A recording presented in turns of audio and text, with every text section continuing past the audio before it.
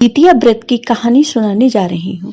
अगर आपको ये कहानी पसंद आए तो कमेंट बॉक्स में जीमूत वाहन भगवान की जय अवश्य लिखिए। साथ ही अगर आपने अभी तक मेरे चैनल को सब्सक्राइब नहीं किया तो सब्सक्राइब कर लीजिए और बेल आइकॉन पर क्लिक जरूर कीजिए, जिससे हमारे वीडियो के नोटिफिकेशन आपको मिलते रहें। संतान की खुशहाली, अच्छे स्वास्थ्य, उन्नति और वंश वृद्धि के लिए जितिया व्रत बहुत महत्वपूर्ण माना गया है। इसे जीवित पुत्र का व्रत के नाम से भी जाना जाता है। जीवित पुत्र का व्रत हर साल अश्विन मास के कृष्ण पक्ष की अष्टमी तिथि के दिन रखा जाता है। जीवित पुत्र का व्रत में माताएं अपनी संतानों की सुरक्षा और स्वास्थ्य के लिए पूरे दिन और पूरी रात तक निर्जला उपवास करती हैं। इस साल जितिया व्रत 6 अक्टूबर दिन शुक्रवार को रखा जाएगा। यह उपवास मुख्य रूप से भारत के बिहार, झारखंड तथा उत्तर प्रदेश में मनाया जाता है।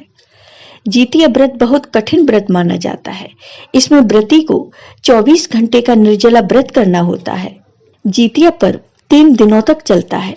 इस पर्व की शुरुआत सप्तमी तिथि पर नहाय खाए परंपरा से होती है। इसमें स्त्रियां पवित्र नदी में स्नान के बाद पूजा का सात्विक भोग बनाती हैं। दूसरे दिन अष्टमी को निर्जला व्रत रखा जाता है। नवमी तिथि पर इसका पारण किया जाता है। इस बार नहाय खाए 5 अक्टूबर को है। जितिया व्रत 6 अक्टूबर को है और व्रत का पारण 7 अक्टूबर को है। आइए अब सुनते हैं जितिया व्रत की ये कहानी। किसी गांव में 2 बहनें रहती थीं। एक का नाम सुखिया और दूसरी का नाम दुखिया था। दोनों के नाम की तरह ही इन दोनों का भाग्य भी ऐसा ही था। सुखिया अमीर थी और हमेशा सुखी रहा करती थी, और दुखिया नाम के मुताबिक गरीब थी और बहुत दुखी रहती थी। पर दोनों बहनें एक ही गांव में रहती थीं। सुखिया के घर ही दुखिया काम किया करती थी, साफ सफाई करती, खाना बनाया करती थी, और जो खाना बच जाया करता था वही खाना सुखिया दुखिया को दे दिया करती थी। इसी तरह से दुखिया का घर चलता था। समय बीतता गया। दोनों बहनें के 2-2 पुत्र थे, यानी कि सुखिया को 2 पुत्र और दुखिया को 2 पुत्र थे। जब जितिया का व्रत आया तो हमेशा की तरह दोनों बहनों ने जितिया का व्रत रखा। दुखिया सुखिया के घर में काम किया करती। व्रत के दिन दुखिया ने सुखिया के घर जो चावल फटका, उससे जो खुर्दी निकली उसे अपने पास रख लिया और साफ चावल सुखिया को दे दिया। फिर उसने साग को चुना तो पत्तियों को डंठल से अलग किया। यहाँ भी बढ़िया वाला साग सुखिया के लिए रख दिया और जो बची हुई डंठल थी उसे अपने लिए रख लिया। और अब दुखिया ने सुखिया के घर खाना बनाकर अपने घर चावल की खुर्दी और साग की डंठल को लेकर आकर उसी चावल की खुर्दी और साग की डंठल से खाना बनाकर बच्चों को खिलाया और खुद भी खाया। इसके बाद दुखिया सोने के लिए चली गई। आधी रात में एक बूढ़ी औरत उसके घर पर दरवाजा खटखटाती है तो दुखिया ने पूछा, आप कौन हैं?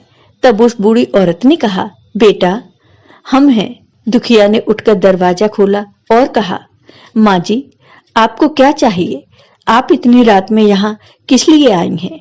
तब उस बूढ़ी माँ ने कहा, बेटी मुझे बहुत भूख लगी है, कुछ खाने को दे दो।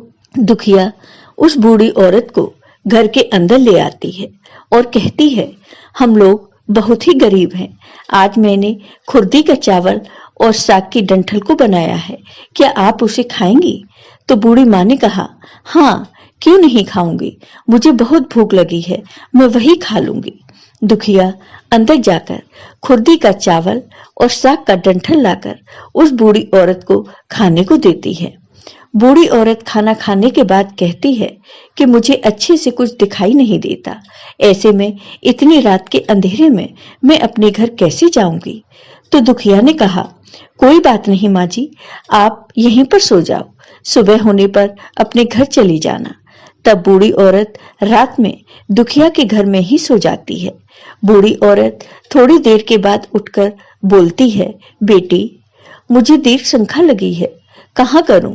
इस पर दुखिया कहती है कि मेरे घर में शौचालय नहीं है, इसलिए आप उधर कोने में कर लो। तो वो बूढ़ी औरत पूछती है, बेटी भड़बड़ करूं या छर छर? चूंकि दुखिया नींद में थी तो उसने नींद में ही कहा, माँ जी भड़बड़ कर दो, मैं सुबह साफ कर दूंगी। इसकी थोड़ी देर बाद बूढ़ी औरत कहती है, बेटी मैं अपने हाथ कहाँ साफ करूं? इस पर दुखिया कहती है, आप मेरे सर पर अपने हाथ को साफ कर लीजिए। सुबह होने पर दुखिया जब उठती है तो उसे यह सब सपने के जैसा लगता है और सोचती है कि सोते समय मुझे कोई सपना आया होगा। इतना ही नहीं, यही सोचकर वह नदी में नहाने के लिए चली जाती है और वह जब नदी में बाल धोकर नहाती है तो उसके बालों से होता हुआ जो पानी बहता है वह सोने का पानी होता है। आसपास की सारी महिलाएं यह देखकर आश्चर्यचकित हो जाती हैं और दुखिया से कहती हैं, क्या बात है कि तुम्हारे बालों से तो सोने का पानी गिर रहा है। उन सभी की बातें सुनने पर उसे रात की सारी बात याद आ जाती हैं और वह दौड़कर अपने घर की ओर भागती है, यह सोचकर कि उसका घर बूढ़ी औरत की दीर्घ शंका से गंदा हुआ है, पहले उसको साफ करना होगा। लेकिन जब वह अपने घर जाती है तो देखती है कि घर के हर कोने में ढेर सारा सोना बिखरा पड़ा है।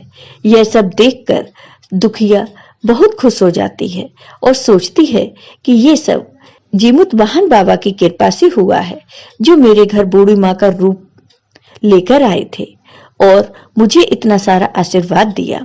अब दुखिया भी अमीर हो गई और सुखिया के घर जाकर काम करना बंद कर दिया। दुखिया अपना व्रत पूरा करने के बाद अपने पुत्र से कहती है, जाओ मौसी के घर से तराजू लेकर आओ, मुझे ये सोना नापना है कि यह कितना है। बच्चा खुशी खुशी सुखिया मौसी के घर जाकर तराजू मांगता है। इस पर सुखिया पूछती है, तराजू पर क्या नापना है? बच्चा भोला होने के कारण बता देता है, मेरे घर में बहुत सोना है, माँ को उसे ही नापना है।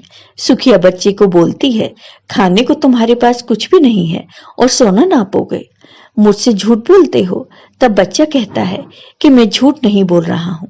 तब सुखिया सोचती है, तराजू मांगा है तो कुछ तो जरूर नापेगी, इसलिए वह तराजू के पीछे गोंद लगा देती है कि जो भी नपेगा वह इसमें चिपक जाएगा। दुखिया ने तराजू पर सोना नापा तो कुछ सोने का टुकड़ा उस गोंद में चिपक गया और जब बच्चा तराजू लौटाने आता है तो सुखिया तराजू को उलट पलट कर देखती है तो उसे तराजू के पीछे गोंद की जगह सोना लगा हुआ था। ये देखकर सुखिया सोचने लगती है कि दुखिया के घर में कहीं से सोना आया है, इसलिए वह कई दिनों से काम पर नहीं आ रही। सुखिया दुखिया के घर जाकर देखती है कि वहां बहुत सारा सोना है और जब दुखिया के पास जाकर पूछती है कि तुम्हारे पास इतना सोना कहां से आया जिसे नापने के लिए तुमने तराजू मंगवाया था। दुखिया सच्ची और भोली थी, इसलिए वह उस रात वाली सारी कहानी अपनी बहन सुखिया को बता देती है। लेकिन सुखिया मन की लालची थी और उससे ईर्ष्या होने लगी कि दुखिया के पास हमसे ज्यादा धन आ गया, अब तो अगली जितिया में मैं भी खुर्दी का चावल और साग की डंठल ही बनाऊंगी। फिर अगले साल जितिया का व्रत आया और दोनों बहनों ने जितिया का व्रत रखा। सुखिया के पास सब तरह का सुख और धन भी था। वह जितिया के दिन चावल फटकती है और साफ साफ चावल फेंक देती है और खुर्दी अपने पास रख लेती है, और वैसे ही साग को तोड़कर फेंक दिया और डंठल अपने पास रख लिए और वही बनाए। पूजा पाठ और खा पीकर सुखिया सोने चली गई। आधी रात को सुखिया के घर में भी एक बूढ़ी औरत आई। सुखिया तो उसका इंतजार कर ही रही थी। उसने तुरंत दरवाजा खोलकर उस बूढ़ी औरत को अपने घर के अंदर ले गई।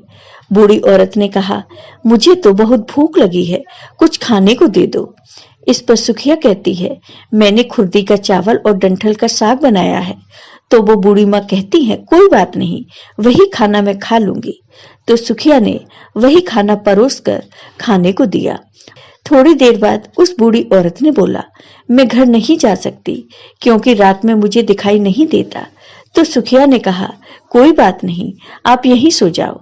बूढ़ी औरत थोड़ी देर बाद फिर कहती है कि मुझे दीर्घ शंका लगी है, कहाँ करूं? तो सुखिया ने कहा, वहीं कोने में कर लो। इसकी थोड़ी देर बाद बूढ़ी माँ ने फिर कहा कि भड़बड़ करूं या फिर छरछर। यहाँ सुखिया को याद नहीं आता कि दुखिया ने क्या बताया था, तो सुखिया ने कहा छरछर कर दीजिए। बूढ़ी माँ ने फिर से कहा, बेटी मैं अपने हाथ कहाँ साफ करूं? इस पर सुखिया ने कहा, मेरे सर में हाथ साफ कर लीजिए।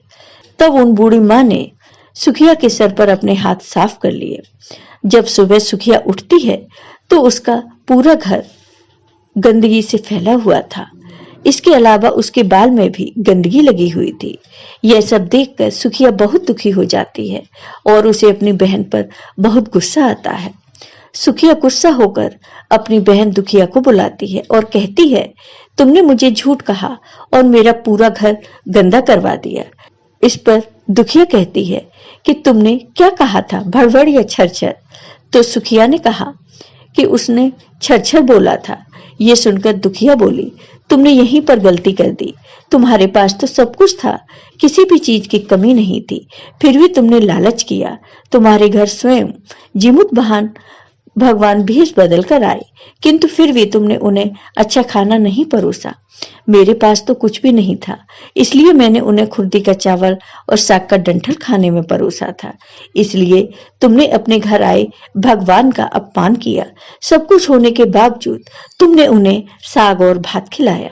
तुम्हारे पास सब कुछ होने पर भी तुमको लालच नहीं करना चाहिए था, इसलिए तुम्हारे साथ बुरा हुआ।